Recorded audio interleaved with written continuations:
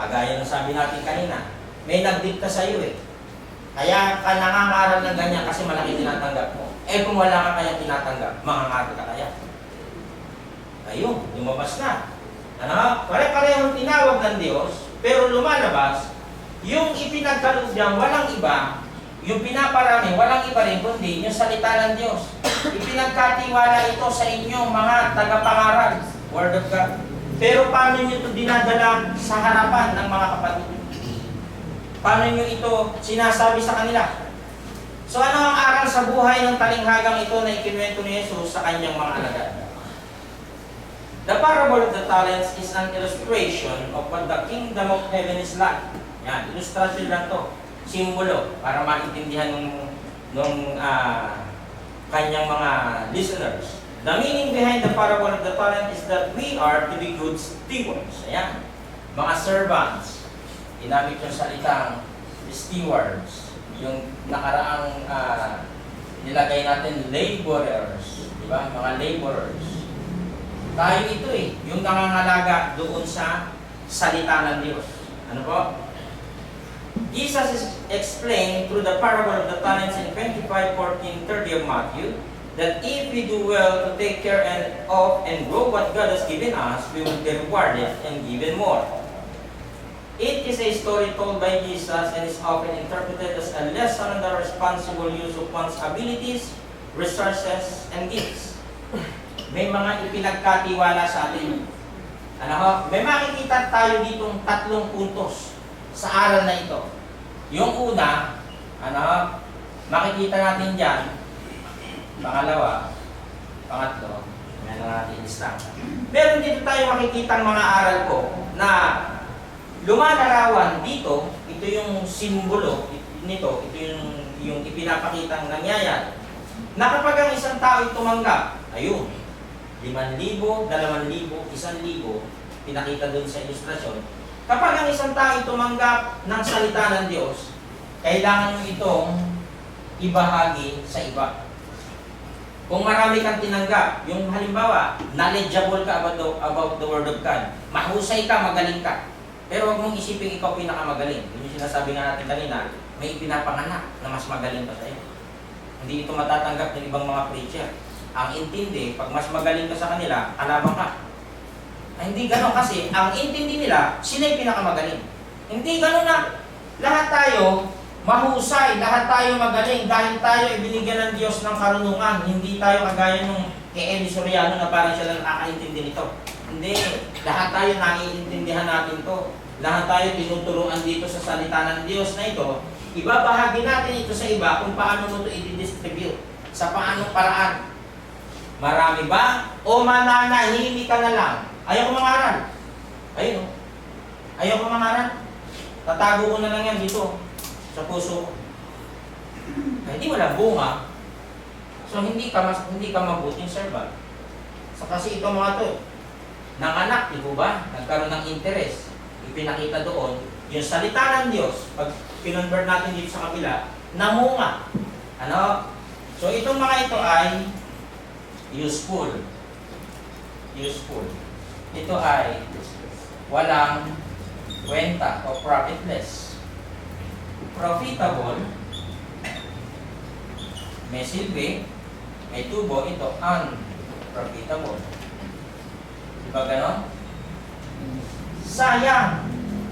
Marami ang nangangaral ngayon, pero ang tinitingnan, yung bilang ng mga mag-aambag. Ito, lagi kong tinuturo. Diba, sa Old Testament, itong tithes na to Daming tumatayo, mga pastorang babae. Kinakalakal yung iglesia. Wala silang pakialam sa aral, ang gusto nila pera. Tingnan mo ngayon. Paano nyo ginagamit ang salita ng Diyos? Sa mabuti ba o sa masama? Marami nangangaral ng salita ng Diyos. Maraming halimbawa dito. Kagaya ni Demas. Ano sabi doon? Sapagkat inibig niya ang sanlibutan. Yung word na ginamit, na inibig ang sanlibutan, maaaring si Demas. May malubhang kasalanan na ginamit yung word na yan. Hindi natin alam, nagsusugal ba ito? Manggagawa ka, preacher ka, may dala ka ng salita ng Diyos, pero walang saysay. Ano? So So yung responsible use of one's abilities, resources, and gifts. Maraming ipinagkalooban Diyos.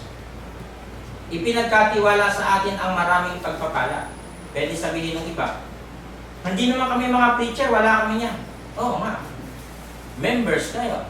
Pero ano ang magagawa ninyo para sa iglesia?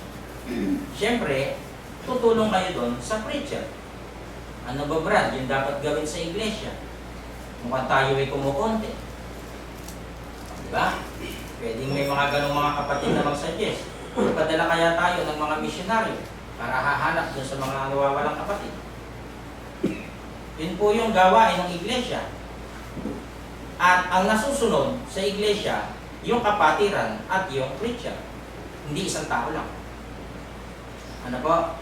At ang nasusunod sa lahat, ang utos ng Panginoong Hesus. Yung iniutos niya sa mga iglesia. So may mga 3 puntos na dapat tayong makita sa kwentong ito. Mga aral sa buhay ng kwentong ito yung umiikot sa 3 bahagi. Ayan. Yung pagiging katiwala. Servant.